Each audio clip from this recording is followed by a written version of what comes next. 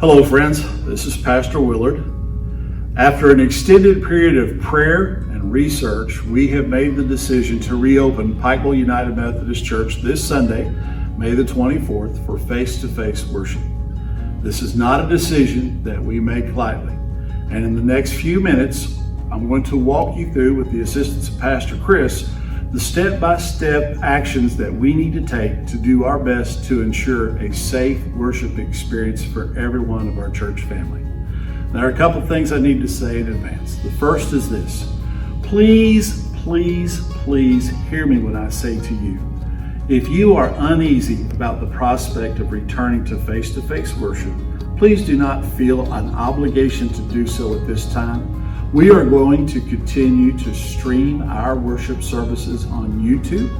In fact, we're going to broadcast both of the two services that we're going to be talking about in the next few moments on YouTube Live. You'll be able to see worship just as you have for these last several weeks. And we'll continue to broadcast on WPKE 103.1 FM.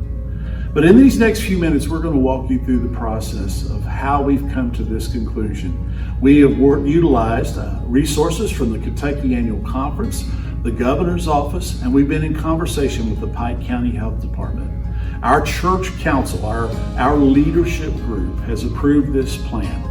But I invite you also then, secondly, to join me in prayer for this decision, and whether or not you feel like it's in your best interest, in the best interest of the kingdom, for you to return to face-to-face worship. I want to thank everybody for their help during this time as we've had to transition from live worship experiences at 8:45 and 11 into a different worship environment entirely. And I want to thank everyone for their efforts. There were so many people who worked hard to make it a quality worship experience. And I want to thank them because they did a wonderful job. And it took a lot of time, effort, energy, and prayer. And that was appreciated by all of us, I know. But in these next few minutes, let's prepare. And we're excited about the prospect of being back together this Sunday and for several Sundays to come. As you approach the sanctuary, I encourage you to make sure that you maintain proper social distance between the people in front of you and the folks behind you. Everyone is expected to be wearing a mask. If you do not have a mask, the church has a limited supply of masks that we can give, but no one will enter into the sanctuary without wearing a mask unless they are 2 years of age and younger. As you approach the church, you will also see that there are people here who will be able and prepared to take your temperature. Everyone must have a temperature reading before they enter into the building. 100.4 or lower is the temperature required to enter into the building. The temperature will be recorded and it will be kept locked up in our files. But we have to have this in the event that there's any question later on. As you enter into the doorway, you'll notice that we have a hand sanitizing station. Some of you are accustomed to seeing this up in the upper part of the gathering area, but you are encouraged to use it as you enter into the building. The elevator will still be available for to use, or you can use the steps. As we make our way up the steps or come off the elevator, we will be greeted by two ushers. Now, there's some things that we very much need to keep in mind during this time. The first is this: there will be a natural temptation to want to gather together. It's been a while since we've seen each other, and we're going to want to say hello. But we really need to go on into the sanctuary and not spend any time here visiting with each other. As we make our way in towards the sanctuary, you'll notice that offering trays are available. If you have an offering that you would like to leave, you're invited to do so. Now, please note, there will not be offering envelopes available. And in fact, we're going to do our best to make sure there's nothing that, in terms of touching, you have to come into contact with. There will be no worship bulletins that are copied and made available. You'll notice when we get into the sanctuary, there will be no Bibles, no hymnals, no pew pads, no pencils, no offering envelopes. It'll all be cleared out. Now let's make our way into the sanctuary. The ushers will escort us into the sanctuary. The second temptation that we have is to locate our favorite spot in which to sit. Again, we're not going to be able to do that. Instead, we're going to be seated from the front to the back. We'll have two worship services, 9 and 11. In the 9 o'clock service, we will use alternating odd number pews. In other words, we'll seat first in pew 1, then in pew 3, 5, 7, 9, etc. In the 11 o'clock service, we will seat in even number pews, 2, 4, 6, 8, etc. We will seat first on the floor and then in the balcony, but we will have some overflow seating in the event that we need to utilize it.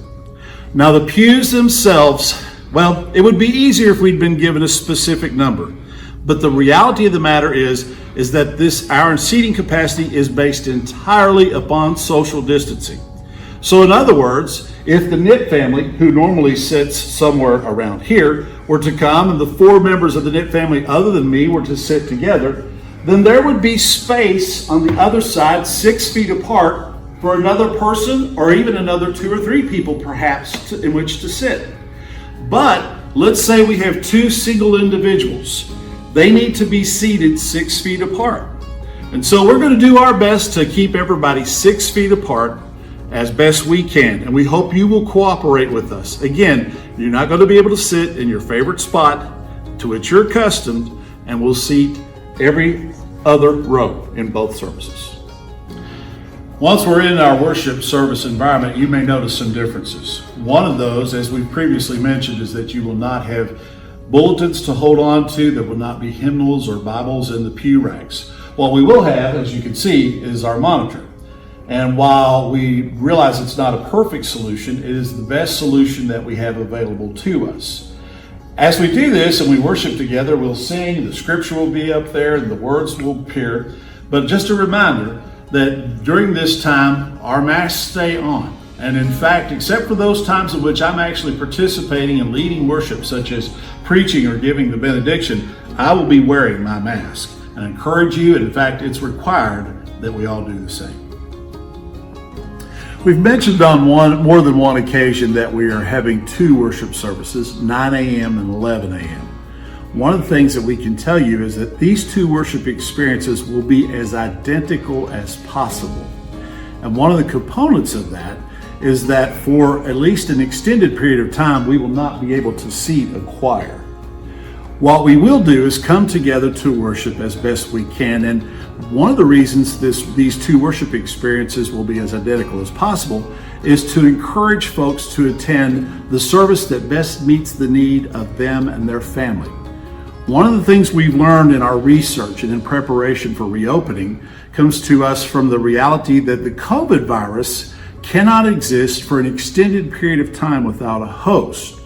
With that being said, if this sanctuary is empty throughout the week and there's no one here at all, the COVID virus can't exist. That means when you come in for the 9 o'clock service with no one having been here throughout the week, even if we've not done the greatest of jobs in decontaminating the sanctuary, there's no COVID virus here.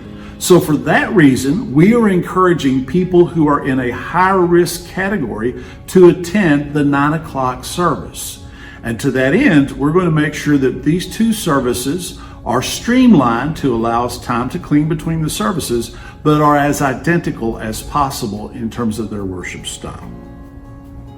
One of the logistical questions that's a little awkward perhaps to think through is the prospect of needing to use restrooms while we're at church.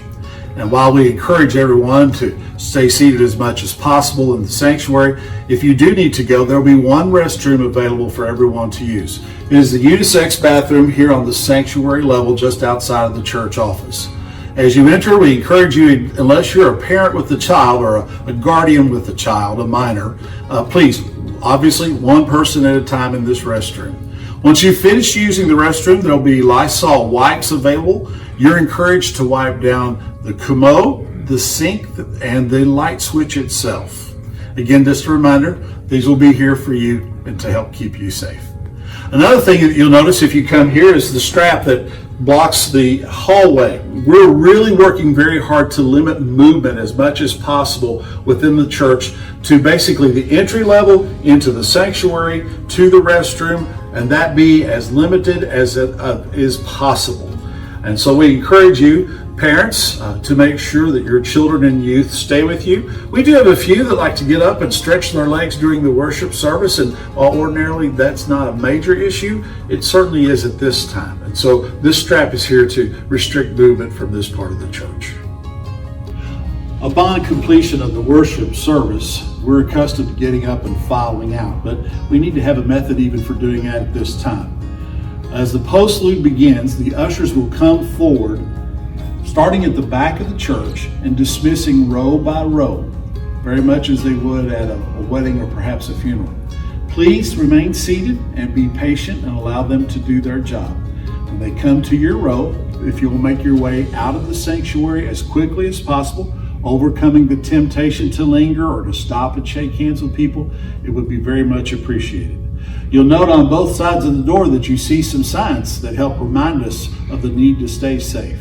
That is the desire of our heart, that you would come, that you would feel safe in this house of worship, that you'd once again be able to experience being together as a church family, but to do so in a safe and meaningful way. Please continue to be in prayer for this time and for all of us as we look forward to seeing you again here at Pikeville United Methodist Church. Thank you.